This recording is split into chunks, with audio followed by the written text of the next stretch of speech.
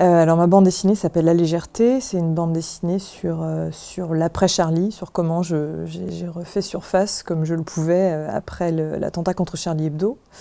Voilà, donc c'est une quête de renaissance et pendant cette année difficile, l'année 2015, je me suis notamment accrochée au mot beauté. Je me suis dit que la beauté était probablement l'antidote à l'horreur, ce que j'avais vécu en janvier 2015.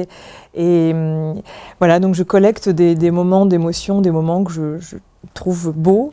Je raconte ça dans cet album et voilà, cet album raconte un cheminement qui essaie d'être, où je suis attentive à toutes les formes de beauté qui m'entourent dans la nature, dans la culture, dans l'amitié. Alors le syndrome de Stendhal, c'est une expression qui est née après que Stendhal a raconté dans un de ses livres qu'il avait vécu un évanouissement face à un trop-plein d'œuvres d'art en fait. Il a été cerné par la beauté, il s'est évanoui. Et j'ai voulu à mon tour chercher ce syndrome de Stendhal, notamment en allant à Rome, puisque Stendhal a vécu cet évanouissement en Italie, à Florence, mais moi j'ai choisi d'aller à Rome.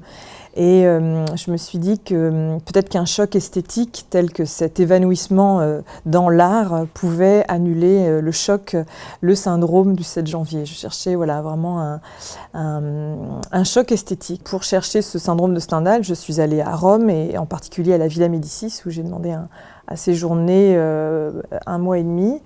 Rome, c'est l'archétype de la beauté, c'est la ville éternelle et ça tombait bien parce que j'avais besoin d'un peu d'éternité et j'avais besoin de voir des vestiges, des traces du temps passé, des choses qui ne s'effondreraient plus en fait. Je voulais des traces de la permanence après avoir vécu une catastrophe en janvier 2015. À la fois Rome m'apportait des traces du passé, donc qui pouvaient me donner de la matière à mon temps présent, au temps d'aujourd'hui, et à la fois à la Villa Médicis, je croisais des artistes contemporains qui eux étaient vraiment ancrés dans notre monde et traitaient dans leurs œuvres du monde d'aujourd'hui. Donc j'avais besoin de ces deux aspects, le passé, le présent, et c'est ce qui m'a aidé à donner du sens, non pas au 7 janvier, parce que ça je ne trouverai jamais de sens, mais du sens à ma vie d'aujourd'hui.